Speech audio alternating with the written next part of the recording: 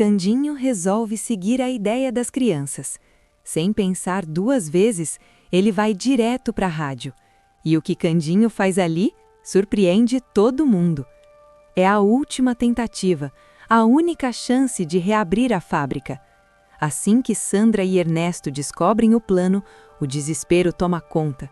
Os dois entram em pânico e correm contra o tempo para tirar Candinho da rádio. Enquanto isso, Zenaide descobre que Sabiá está indo recuperar a certidão de Samir. O coração dela dispara. Ela não pode deixar isso acontecer. Zuma, fria e calculista, já tem um plano. Ela precisa pegar a certidão antes dele. E consegue. Zuma segura o documento nas mãos e, sem hesitar, coloca fogo. As chamas sobem, o papel vira cinzas. Ela observa tudo com um sorriso de vitória, convencida de que venceu. Na cabeça dela está tudo resolvido. Ela acredita que finalmente vai tirar Samir de Candinho. Mas ela não imagina que um detalhe provocado por Anastácia vai mudar tudo. Enquanto isso, na rádio, Candinho chega decidido. Vai colocar a ideia das crianças em prática. Ele conta com a ajuda de Lúcio, mas sabe que assim que Ernesto descobrir, tudo pode ir por água abaixo. De repente, a programação da rádio é interrompida e Candinho entra ao vivo. Emocionado, com a voz embargada, ele começa a falar. Olha, desculpa chegar assim, sem avisar, mas eu vim dizer uma coisa muito importante para todo mundo. Candinho respira fundo. Como todo mundo sabe, a fábrica passou por um momento difícil. Eu consegui comprar o material. Ele faz uma pausa. O problema é que não sobrou nada para pagar a mão de obra, e por isso eu tenho uma proposta para quem quiser ajudar. Do outro lado da cidade, Sandra e Ernesto escutam tudo e ficam em choque. Nervosa, Sandra dispara. Não, isso não pode estar acontecendo. O Candinho está pedindo ajuda do povo para reconstruir a fábrica. Ernesto, irritado, responde. Você sabe muito bem que eu nunca gostei dessa ideia de você comprar aquela fábrica. Sandra rebate, tomada pelo ódio. Não é só comprar a fábrica, é derrotar o Candinho. Ela respira fundo e continua. E parece que toda vez que eu acho que venci, esse infeliz dá um jeito de dar a volta por cima. O olhar dela endurece. Mas isso não vai ficar assim. Vem comigo. Sem aceitar discussão, ela ordena. Você vai impedir esse caipira de continuar pedindo ajuda ao público.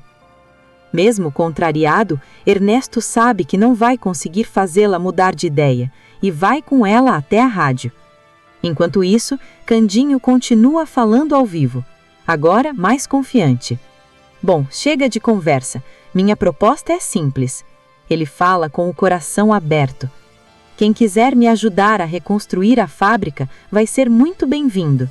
E completa, cheio de esperança. Quando a fábrica estiver de pé de novo, eu prometo pagar direitinho. Candinho sorri e finaliza. Eu acredito que com a união do povo, a nossa fábrica vai prosperar e vai ser muito melhor do que antes. Nesse momento, Ernesto chega à rádio. Ao lado dele, Sandra disfarçada de baronesa. Os dois se aproximam da sala onde Candinho está falando ao vivo, mas antes que consigam entrar, Lúcio se coloca na frente da porta. Com o olhar firme, ele diz: Vocês não vão entrar aqui. Com um olhar intimidador, Ernesto retruca. Você não pode me impedir de circular dentro da minha própria rádio. Lúcio não recua. Ele encara Ernesto e responde, firme. Mas aqui você não vai entrar. E você sabe muito bem que entrar nessa sala, com a luz do ao vivo acesa, é estritamente proibido. Sandra revira os olhos. Impaciente, ela perde a paciência. Empurra Lúcio que espara. Ah, francamente! Sai da frente, dainha! Lúcio se desequilibra e nesse instante Sandra e Ernesto entram na sala. Candinho se assusta, o coração dispara. Sem entender nada, ele pergunta, mas o que está acontecendo aqui? Ernesto não responde. Ele arranca o microfone das mãos de Candinho e fala direto para os ouvintes. Atenção, meus caros ouvintes! Aqui quem está falando é o dono da rádio. Desesperado, Candinho tenta recuperar o microfone, mas Sandra o impede. Ela o segura e tenta puxá-lo para fora da sala. Cínico, Ernesto continua o discurso. Esse homem invadiu a nossa sala e fez esse pronunciamento sem o nosso consentimento. A voz dele fica dura. Ignorem tudo o que ele disse, porque isso é uma grande mentira, e completa, ameaçador. E quem compactuar com isso será tratado como este homem, um inimigo. Do lado de fora, Candinho está perdido. Atordoado, ele pergunta: "O que está acontecendo?" Sandra responde fria: "Eu sei que você e meu marido têm as suas desavenças, mas eu não vou ser contra ele." Ela cruza os braços. "Se Ernesto quer você longe daqui, resta aceitar." Abalado, Candinho respira fundo e diz com tristeza: "Sabe, dona baronesa, eu sei que a senhora queria comprar a fábrica." Ele baixa o olhar.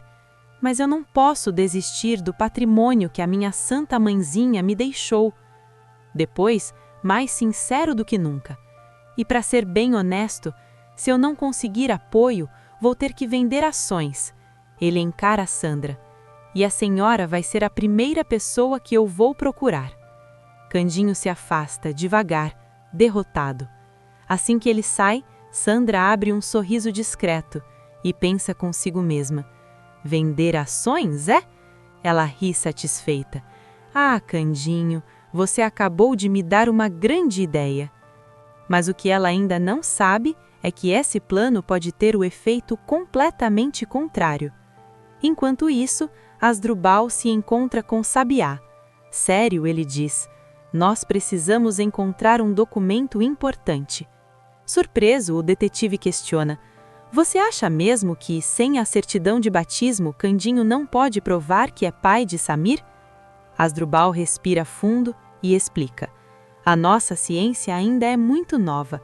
Ele continua: "Sabemos sobre genética, sobre tipos sanguíneos, mas é direto. Ainda é impossível determinar um parentesco exato usando DNA." E conclui sem hesitar: "Então, respondendo à sua pergunta, sim, no momento a única forma de provar que Candinho é o pai de Samir é a certidão." Confuso, Sabiá questiona: "Mas na certidão não vai estar escrito Cândido Júnior?" Ele franze a testa: "Como a gente vai provar que Júnior e Samir são a mesma pessoa?" Asdrubal responde com calma: "Não se preocupe com isso." Ele fala seguro: "Eu já tenho uma ideia do que fazer." E completa: "Agora foque apenas em encontrar a certidão." Convencido, Sabiá garante: "Claro, eu vou conseguir." Mas o que nenhum dos dois imagina é que Zenaide ouviu toda a conversa. Sem fazer barulho, ela sai correndo. Pouco depois, chega ao orfanato, ofegante, desesperada. Surpresa, Zuma questiona, irônica: "O quê? Brigou com algum passarinho, foi?" Zenaide responde, aflita: "Pior do que isso, patroinha." Ela engole seco: "Eu fiquei sabendo que o Sabiá está indo atrás da certidão de batismo do Samir." A voz dela treme: "Eles querem provar que o Candinho é pai do menino." Zuma fica em choque, os olhos se arregalam. "Como é que é? Eles querem me dar uma rasteira?" Respirando fundo, Zenaide se apressa: "Olha, patroinha, eu nunca concordei com essa história de você adotar o Samir." Ela se explica: "Mas tô te contando isso para não ficar mal comigo se você descobrir depois que eu sabia." Inquieta, Zuma responde: "Você fez muito bem em me contar." O olhar dela muda, fica frio. "E digo mais, agora você vai ter que me ajudar a enganar aquele passarinho." Ela fala decidida: "Eles não vão conseguir me impedir de conquistar o que eu quero." Zenaide tenta recuar: "Mas patroinha!" Antes que termine, Zuma segura o braço dela, firme, autoritária. E as duas saem do orfanato às pressas. Enquanto isso, Candinho chega à fábrica com os amigos. Eles começam a trabalhar, mesmo com tudo contra. Abalado, Candinho desabafa: "Eu não acredito que aquele bigodinho conseguiu me desmentir. Ele suspira, desanimado. Agora ninguém vai querer ajudar a gente. Dita tenta animá-lo. Não liga para isso não, ela fala confiante. A gente vai dar um jeito, e essa fábrica ainda vai ficar maior do que antes. Antes que ela termine a frase, um homem aparece e pergunta: Foi aqui que vocês pediram ajuda? Candinho abre um sorriso. Ah, foi aqui mesmo! Animado, ele pergunta: Você veio ajudar a gente com as obras? O homem responde sorrindo: Não só eu, meu amigo. De repente, mais pessoas começam a chegar, uma atrás da outra. Candinho olha em volta, os olhos brilham. Eita lasqueira! Com toda essa ajuda, a fábrica vai se reerguer rapidinho.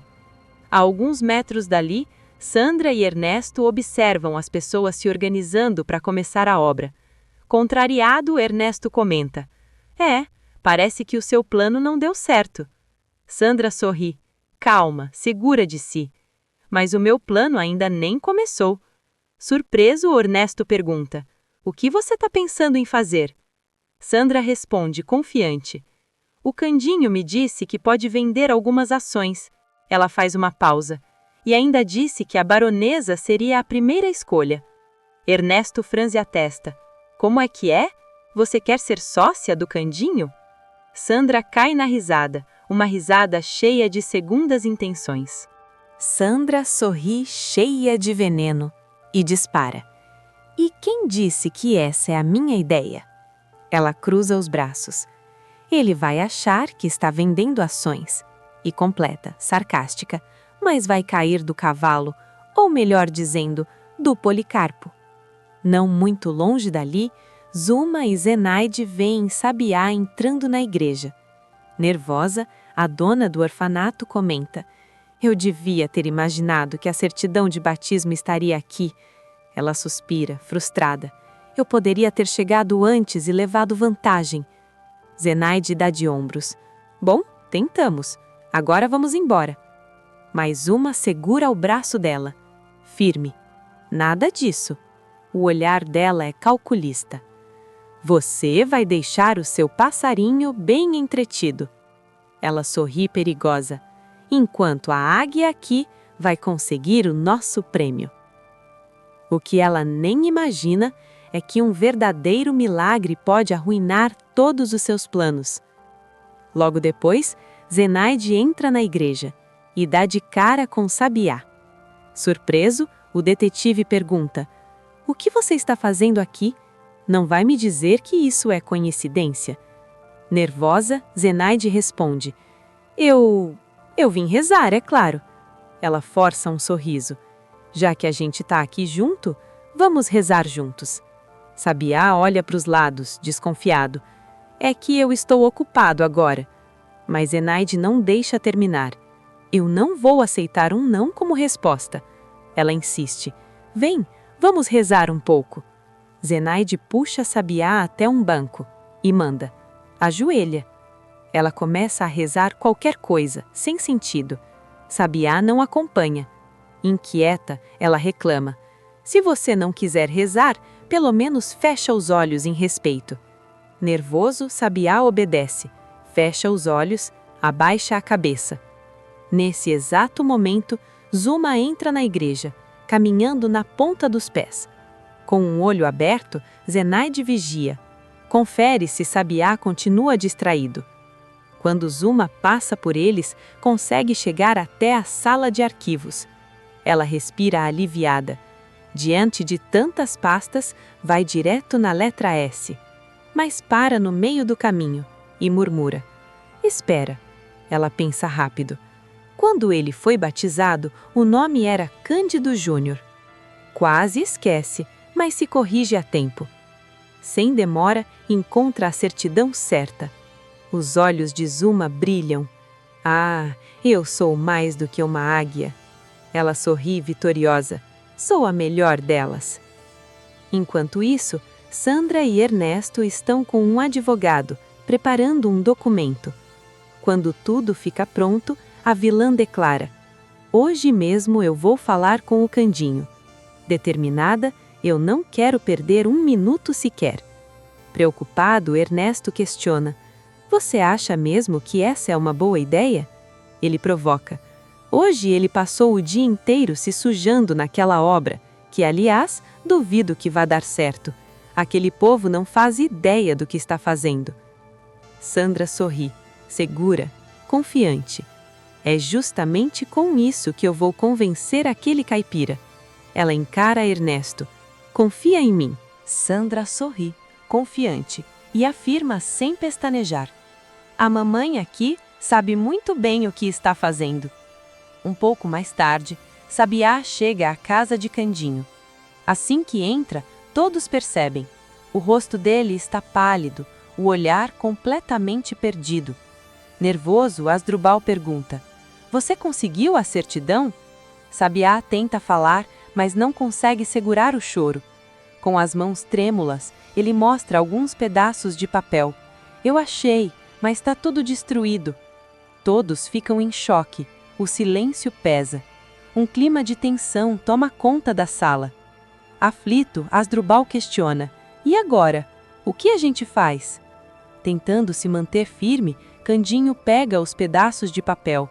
Olha com atenção, respira fundo. "Isso ainda não é o fim." Ele fala com convicção. "Eu sei que tem uma pessoa que pode nos ajudar." Nesse momento, Candinho coloca os pedaços diante do retrato de Anastácia. O coração dele dispara, uma esperança silenciosa nasce ali. Mas o que Candinho não imagina é que essa não será a única confusão naquela mansão. De repente, a campainha toca. Ainda chorando, Sabiá vai até a porta. Ao abrir, Ernesto aparece. Ao lado dele, Sandra, disfarçada de baronesa. Candinho se irrita na hora. "O que você está fazendo aqui, bigodinho? Não bastou a humilhação que você me fez passar mais cedo?" Ernesto revira os olhos e responde com desprezo: "Ah, pelo amor de Deus, não teve humilhação nenhuma." Ele provoca: "Você não conseguiu mão de obra de graça?" Então conclui: "Pronto." Dita se aproxima indignada. "Se você veio aqui para ofender o meu marido, é melhor ir embora antes que eu chame a polícia." Antes que a discussão continue, Sandra intervém. Forçando o sotaque francês, ela diz: "Eu falei para o meu marido não vir comigo." Ela olha para Candinho: "Mas eu gostaria de fazer uma proposta ao senhor." Surpreso, Candinho questiona: "Que proposta?" Sandra responde calculada: "Eu sei que você está tendo dificuldades para pagar as obras da fábrica." Ela faz uma pausa. "Por isso, eu quero propor comprar algumas ações. Seria uma ajuda financeira." Asdrubal franze a testa. Desconfiado, ele pergunta: "Por que tanta insistência em comprar a fábrica e agora virar sócia?" Ele observa com atenção. "Você acabou de chegar na cidade e parece obcecada pela fábrica." Sandra engole seco, mas mantém a postura. "Eu tenho os meus motivos." Ela continua: "Se você aceitar vender as ações, eu pago a diária de cada pessoa que está ajudando na reconstrução." E acrescenta: "Depois, eu compro as máquinas necessárias." O tom dela é convincente. "Vamos levantar a fábrica antes de qualquer expectativa."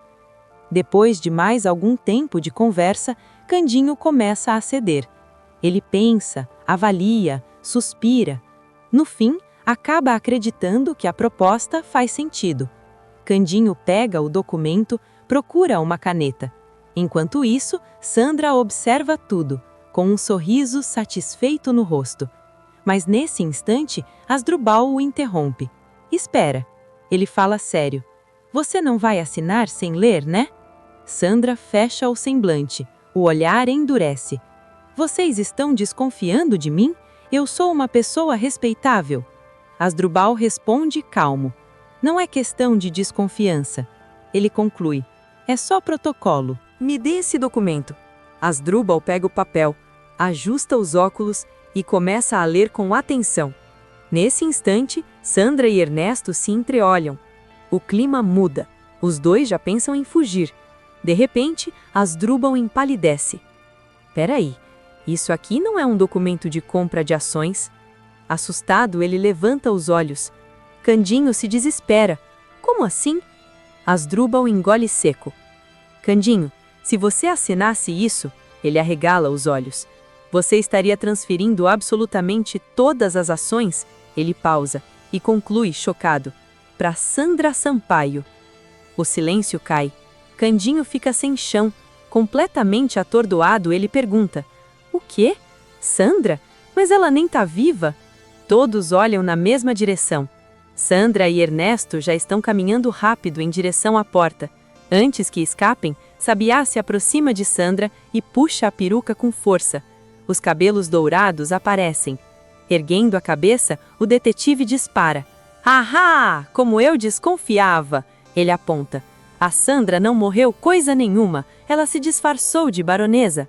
Em pânico, Candinho leva a mão ao peito. Eu não acredito nisso. Sem dizer uma palavra, Sandra sai correndo. Ernesto vai atrás dela. Imediatamente, Sabiá e Asdrúbal partem em perseguição. Enquanto isso, gritam: polícia! Chamem a polícia! Desesperada, Dita coloca a cabeça nas mãos. Meu Deus, como é que a gente caiu nessa? Ela treme. Imagina se o Candinho assina isso. Candinho respira fundo e fala emocionado. Eu ainda vou agradecer a